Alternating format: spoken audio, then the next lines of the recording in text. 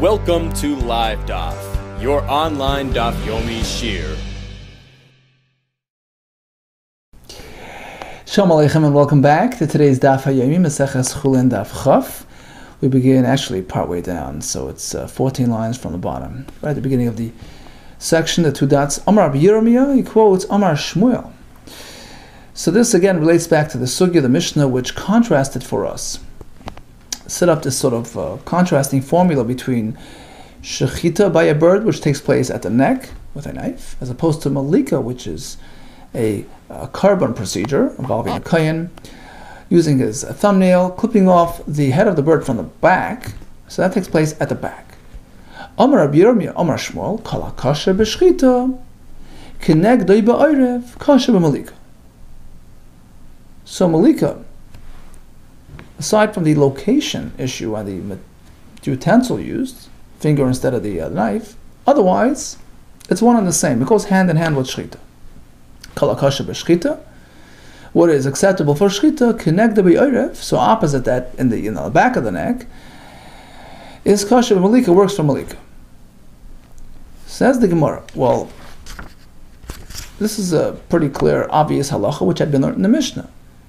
Shmuel is not merely repeating the Mishnah. Obviously, there's something more to it. The inference. Apparently, pasal b'shchita, pasal b'malika. What is unacceptable for shchita, likewise, does not work for malika. So they go hand in hand. What was he referring to? Which disqualifying element? Limutim as opposed to what? Ilim limutim ikur simanim. Is he talking about where the simanim were uprooted, were yanked out? So we know that there are several disqualifying elements by shchita. One is called shehiyah, delaying, pausing in the middle, durasa, pressing down too hard, right? Chalada, where the knife is unseen, hiding inside embedded in the neck. We have hagrama, which we discussed yesterday, right? Veering out of the area. And now we have oiker, akira, yanking. If the simanim, windpipe, food pipe are yanked out of their connection prior to the shchita, that's a disqualifying element. Is that what Shmuel is referring to? Just like by behema, ikor disqualifies, same with a bird. But it's not so. Vatani Rami Bar Yecheskel, he teaches us. Ein ikor simanim ba'oif. Don't worry about ikor by a bird.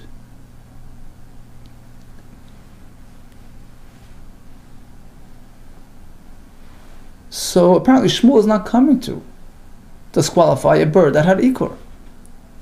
Amar Papa Lemutei Roishay. You're right, Shmuel is talking about doing a shchita or malika at the head instead of the neck area. That's no good. Well, obviously it's a pasuk, Roishay, Pshita, of course it doesn't work. The pasuk in describing the malika describes it as taking place mimul arpai, next to the right near the back of the head. Amar Achmana, so says the Torah. But not on the head itself, of course not. My Roishay, Rapapa meant Shipu Roishay, where it slants down. He started his malika at the back of the head, where it starts slanting down to the neck. And he angled into the back of the neck. So he concluded properly. Bihikram, he angled it. Vazal, he angled his nail into the back of the neck, Adamatata, until it lowered down and came to the lower, the back of the neck. He started out of the zone and came in. And that's going to be possible. Even though the majority of the malika was okay, but since he started on the left foot, it disqualifies the whole process. And this is very similar to yesterday's Gemara. Right? Like we quoted Rav Asi yesterday, that by shchita this wouldn't work if he started out of the zone. Damar Rav Asi, Higrim Shlish, he took his knife by shchita, started outside of the zone, and then concluded. So the first third was outside, and the second 2/3, which is a majority, v'shachat shnei shlish, in the zone, psula. And Shmuel's teaching that malika follows the same system. Okay, now let's go back to that statement. That don't worry about ikur by birds. So even if the siman is yanked out of its connection, it's okay. Amalei Rav Acha by the Rav Ravashi. Let us define that. Hadatani Rami Bar Yecheskel, the halacha that we learned, that ein ikur simanim ba'if. Ikur simanim is not a concern by a bird. You should know like this. Really, there's a big discussion, a big machlekes. How do we even know that birds need to be shechted, to be consumed? We have the pasuk by a behema, but what about birds? Some learn that halacha l'meshmi Sinai, it's completely oral Torah. Some say it's actually based on a pasuk that compares birds to animals. Zois Torah as a behema v'hoif. Hence, we know that just like a behema needs to be shechted before consumption, likewise a bird. Comes the Gemara and tells us like this: this that we exempt a bird from this disqualifying ikur element. Hadatani Rami Bar Yecheskel ein ikur simanim ba'if. Don't worry about Layamar. That's only true. Elul Mandamar, according to the opinion that ein shchita loif min Torah. There's no source in the Torah for shchita. It's only with the Rabbanan. So they required a shchita on a bird just like by behema. So you can say, well, this disqualifying element was not included in their requirement. Only other disqualifying elements like shehiyah, drasa, which are part and parcel of the shchita process, so it has to be consistent, similar to the proper shchita by a behema. But by ikur, which is something sort of unrelated to the act of shchita, the simon was yanked at, that's not a factor by a bird. We return to Talmud Bavli. Amar yesh shchita loif min Torah. But if the shchita requirement by a bird is also based on the Torah, Rashi says Torah means Torah Baal Peh, Halacha l'meshmi Sinai, Yesh Ikar. According to this, of course, Ikar is a factor at play, because we assume that the shchita process that applies to a bird is the same, identical to the one that applies to an animal. Amarles, he responded, Adarabah, if anything, the other way around, Ifcha Mistavra, just the opposite. L'mand Amar Yesh Shchita Loif min Torah. According to the Shita, that the shchita requirement by a bird is min Torah, Ikal Meimar, you can say the Hachi Agamri, that Hashem taught Moshe Rabbeinu that a bird is exempt from the Ikur issue. The Ein Ikur. And even according to the approach that the source to require shchita by a bird is based on the pasuk of Zois Teiras HaBehema V'Ha'if, comparing a bird to a behema. So you assume that it has to follow the same guideline. No. You could understand that Hashem explicitly told Moshe Rabbeinu that regarding Ikur, a bird is exempt, unlike a behema. On the other hand, if you hold that there's no Torah source for shchita bird, it's only with the Rabbanan. Rabbanan model their takonos, their enactments, based on the Torah enactment, based on the Torah, procedures. Meicha, right? The Gemara always says, called the tikkun Rabbanan ke'ein dairaisa tikkun. It's modeled after dairaisa. So let's assume that when they introduced shchita to a bird, it was reminiscent of the same procedure that applies to an animal, with no differences. How did they know? Where did they learn shchita from? Okay, so kula milsa, kibehema will assume it follows the same guidelines. Okay, interesting. So in any case, Rami Bar Yecheskel teaches that a bird is exempt from akira issues. The Gemara was trying to define whether it's based on the Rabbanan or based on the Raisa. In any case, that's his halacha. Continues the Gemara on that track. Amar Ravina, adds Ravina, Amar Li, so to me, said Rava or Ravan Bar Kesi, to explain this halacha, to explain this exemption of ikur by birds. Ha the Tani Rami Bar Yecheskel, this halacha that he taught us, that ein ikur siman ba'if, don't worry about ikur by a bird. There's a distinction between shchita and malika. Lo yamar, that's only true about malika. Malika of a bird is exempt from this issue. Rashi explains because in any case, malika runs its own track. Malika is a whole different system than shchita. It's you press down, so there's no drasa issue, challah that hides in the neck, right? So there's no issue of challah. So since malika has its own system, so ikur is not an issue as well. If one chooses to do shchita on a bird, as is typically done, right, by a non-kodesh bird, just as you have to take care of the other things, right, steer clear of the other psulim, ikar as well is a factor. So he makes that distinction between malika and shchita regarding the bird being exempt from ikar. Really? A minute ago we had a statement in the name of Shmuel that malika and shchita go hand in hand without differentiations.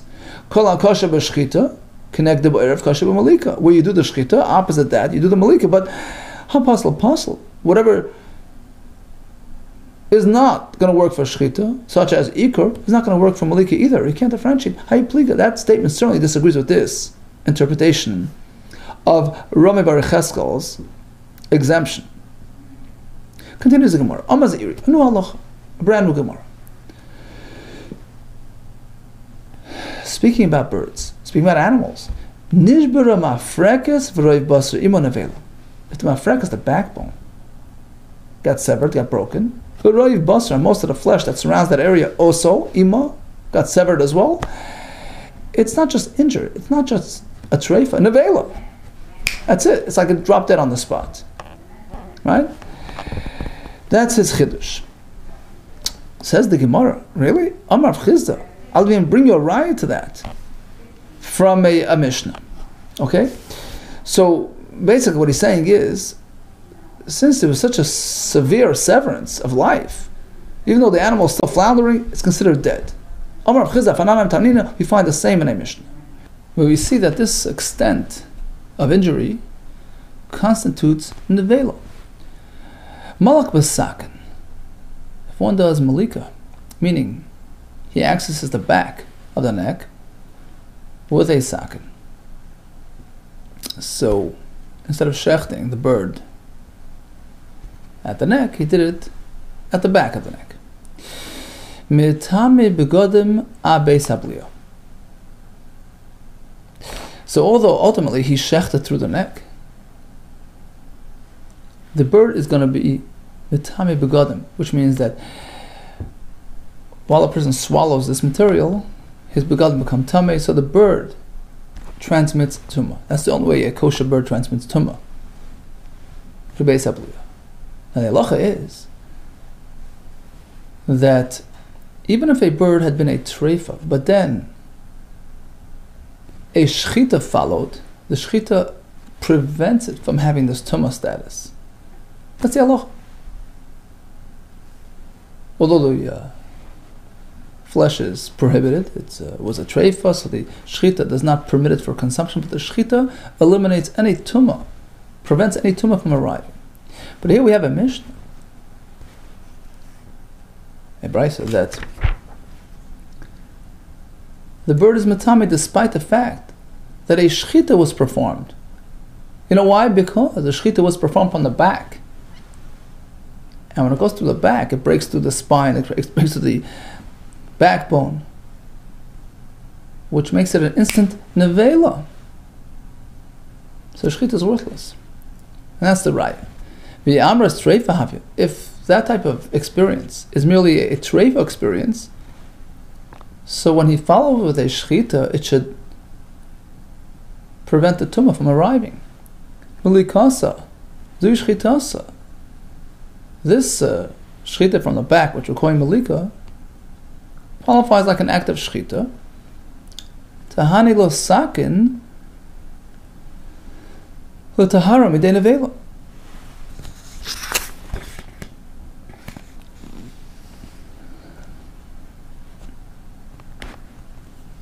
So the this act of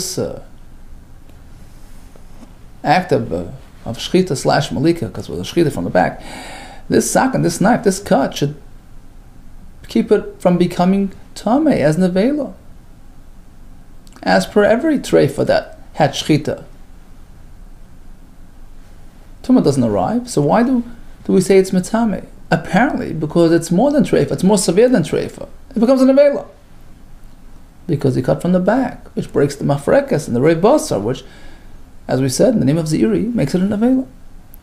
Says the Gemara, no, you can't compare. Perhaps there's no proof from that case. Amri, the answer was given, Hasam, there it's different, Mishum T'lav Shchita Yiklal. You know why the bird is matame? Perhaps it really was only a treifa. This injury makes it just a treifa, not an avela. There was a shchita done. It's not really a proper shchita, so it won't salvage it. My time. What's wrong with the shchita?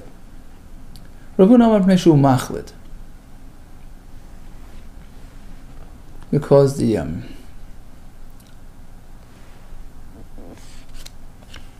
the cut from the back hides. It makes you hide. The knife hides from you, because once you go into the backbone, it hides in there. It gets embedded in the neck, because the bones don't really, backbone doesn't really open up. So the knife's sort of embedded there and hiding. And chalada is one of the disqualifying elements of shchita. The knife has to be open, visible. Rav Amar, a different problem, is Rav Amar Peshu Doires, because he's squishing, he's pressing down, he cuts from the back.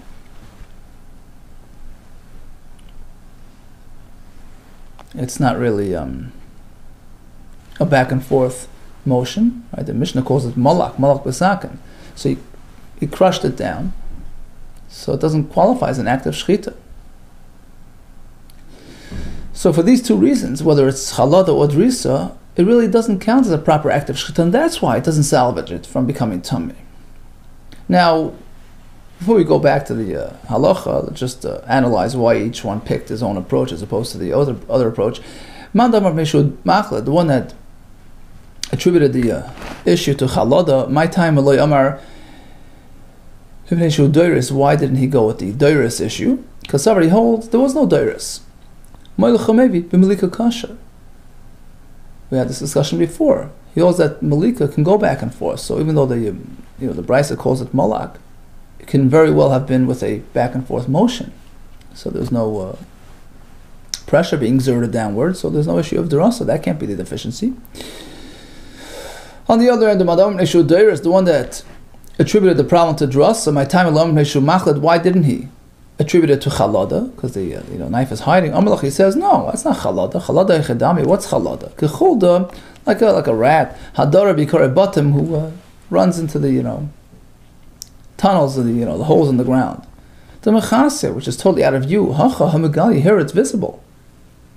So again, even though it's not so clear and open because the bone keeps it together, but ultimately you see the knife going through and you see it. It's not hiding in there. Okay, but in any case, let's go back to the main point, Zeiri. Zeiri tells us that if the mafrekas, the backbone, and roiv of the basar comes apart, the bird is now considered a nevela. Worse than a treif, it's a nevela. It's like it's instantly dead. We thought we had a raya from the brisa with the fellow who did a malika with a knife. There's no salvaging from tumma. Apparently, it's worse than a treif. It's really a nevela, which can't be salvaged. The Gemara responded, well, that's a whole different issue. There, the shchita was not really a successful shchita. Okay. In any case, Omar Rava says, Rava, you know what? If there's to ask something, I'm going to ask it. Ikashili hokashili. If there's anything to ask, I'm going to ask it right now. So the Iri says that severing the mafrekas and the roiv of the basar makes it into an avela. So how do we ever do malika on a carbon bird? Look, the kohen takes the bird, clutches it, runs his fingernail through the back of the neck, which gets him through the mafrekas. It's inevitable. He has to go through the backbone, the roiv basar, and then he gets to the simanim. The animal's halachically dead at that point. What's the point of going through the simanim? Where's the malika? You mean he's doing malika to a dead bird? Amalei. Abai responded. So then the same question could be applied to an oila sa'if. The boy yishnei simanim. A chatas bird, there you only sever one siman.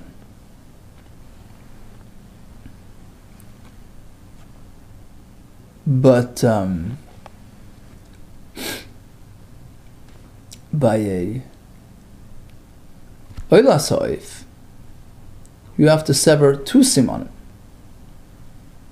Now the same question could be posed there. Forget about your question of the backbone. We know that a bird, how do you execute shechita on a bird? Just by one siman, as opposed to an animal which you have to cut through both simanim, most of them. By a bird, since it has lesser degree of life, the life force is weaker, so if one siman severed, it's considered shechita. Now, the Torah says that you cut through both simanim by the oila sa'if. What's the point of proceeding to the second siman once you've severed the first siman, constituting the animal, the bird, to be dead? So you can have the question regarding the oila sa'if, the boyish simanim, where you have to cut through both simanim. What's the point? Once you cut one siman, the animal, for practical purposes, is a mesa. V'chi mesa, when the milk is going and doing malika, continuing on a dead bird. What's the point? Amalei. So Rava says, you know what, that could be answered very simply. You're right, the shechita had been done already by the first siman, but there's another element called havdalah, separation. Torah requires that you separate, completely sever the head from the body, beyond the act of shechita. Shechita is done, right? But you do havdalah as a separate act, a step two. Hasam over there, to fulfill the mitzvah of havdalah. So if all he's doing is a new thing called havdalah, then why doesn't he have to sever the cut through the skin as well? I mean the outer skin. Ernami. Well, kol ha'ma'akeh b'shchita ma'akeh b'havdalah. Answer is the havdalah, the separating act, only applies to simanim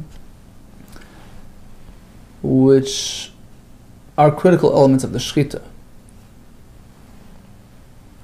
Right? If the skin is, let's say the outer skin is peeled off, the animal still can be shechted, it's kosher, but if the simanim are gone, you can't have shechita. So simanim are part and parcel of the shechita experience. And when the Torah says you have to do havdalah, it means to be mabdal the shechita elements, which are the siman. Kol ha'ma'akeh b'shechita, anything which is essential to the shechita, ma'akeh b'havdalah is essential for the havdalah.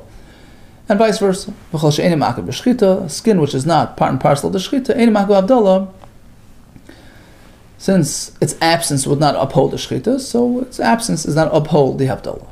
Ask the Gemara, that's the formula? Whatever is critical to the shechita process is also included in the havdalah process. V'hamiyut siman l'rabbanan. Now the Rabbanan maintain that you have to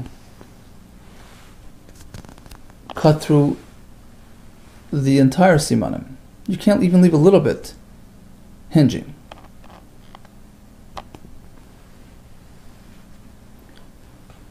So according to them, how do you explain that? All agree that that little bit, the last part of the siman, doesn't hold back the shechita.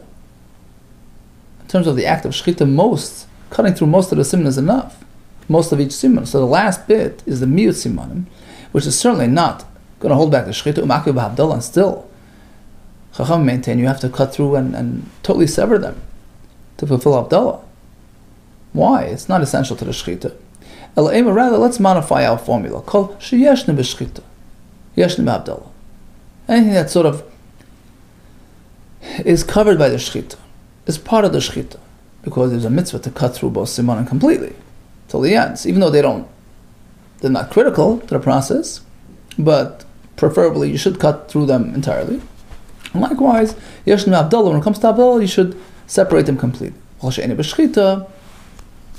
But on something which there is no mitzvah at all to do shechita, like the skin, the outer skin, any havdalah, so there's no havdalah on that either. Okay, in any case, let's just backtrack a sec. We had Reb Zeiri's halacha, which was that if the mafrekas and the reiv basar gets severed, the bird is considered an avela. We thought we had a raya from a Mishnah. We put that aside. Rava came with a nukash. He says, if that's the case, how are you ever going to do malika? As soon as you get through the back side, the backbone, the animal's dead. The bird is dead on you. So I had a kasha regarding the oila sa'if, and we answered that's a whole other thing. That's called havdalah. Okay, so we got around that. But what about Rava's kasha? Continue to chaf alef amar alef. We come kasha. At the end of the day, we have a kasha. Rava's kasha. How are you ever going to do malik on a bird? Since the malika process inevitably takes you through the back, which is the backbone, etc., which kills the bird on the spot. Rava says, Rava, apparently, you work around it. Ema will say, Kein Hoise. He does as follows. He keeps the animal technically alive until he does the simanim. He cuts through the spine, the spinal and the backbone, but he avoids the roiv basar. So the flesh there is not cut. The roiv basar is not cut until he's done the siman or the simanim, and he comes back and he finishes the roiv of the basar. Kisol Rab Zera came to Israel. Likewise, Ashkechai encountered Rav Ami, the Yosef Kamar La Lashmaita. Rav Ami was saying over this halacha of Zeiri, that breakage of the backbone and cutting through most of the basar constitutes an avela. Amar Le, so he had this question. So Rab Zera asked Rav Ami, what's going on? How do you explain every malika? Which inevitably involves cutting through that area. Does he do malika on a dead bird? Rabbi Ami was stunned for a moment. And then he responded, he says, it must be that you avoid it. Apparently, you do as follows. Shedra. Frekas, it cuts through the spinal, the backbone, but not the roiv basar until later. How can you find the same in a brayso? How do you do malika on a chatas bird? Shedra, frekas, without the roiv basar, until he gets to the gesh of the kana. Once he gets to the simanim, he severs one siman, most of it, and then he completes the roiv basar. So he does it in that order. That's by a chatas bird. By the oilam, you have to cut through 2 simanim, or most of them, shnaim or shnaim. Now, we just have left with a question here. It sounds like you cut through the entire simanim, and then you say just roiv. Which one? Mani, whose shita is reflected here? Irabbanon. Is it the shita's rabbanon amri? Shnaim dafka, they say you have to cut through both simanim completely, not roiv. Irelazar Shimon, is it like him? Amar roiv shnaim, he says most is enough. Eimam, we'll say like this. Shnaim l'rabbanon. According to Rabbanon, you have to fully cut the 2 simanim. Rav Shnaim, Rav Lezer, Rav Shimon, according to him, most of them. By saying another way to learn, Hav Rav Lezer, Shimon. Both terms relate to Rav Lezer, Shimon, who says that cutting through most of the simanim is enough. Umay Shnaim, when the Mishnah makes reference to 2 fully, it means Shadayim l'Shnaim, it should appear like you're fully cutting them. Rashi explains, preferably you shouldn't just cut 51%. It should be discernibly. Mostly cut in a way that's roiv nikar. It's discernible that the majority was cut through. But otherwise, even if it's just a tad over 50%, technically it also works. Okay, let's just recap the last sugya, which was Zeiri's chiddush that the mafrekas and the roiv basar that got severed make it into an avela. Rabbi had a kasha, how do you do every malika? And the answer is you avoid the roiv basar, which is only done after you did the cut through the simanim. Okay, all the best to you and Hatzlacha Rab.